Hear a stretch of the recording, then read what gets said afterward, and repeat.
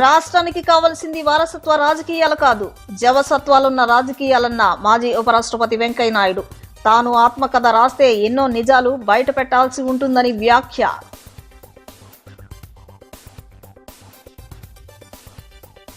అయోధ్య రామాలయ నిధుల అవినీతిపై టీడీపీ, జనసేన, వైసీపీలు బీజేపీని ప్రశ్నించాలి. సిపిఎం పొలిట్ బ్యూరో సభ్యులు బివి రాఘవులు డిమాండ్. ఉపాధి హామీ పాత చట్టాన్ని పునరుద్ధరించాలని వినతి.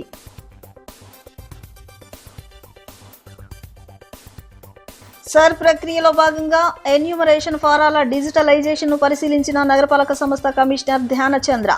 నిర్ణీత గడువులోగా ఈ ప్రక్రియను పూర్తి చేయాలని అధికారులకు ఆదేశాలు.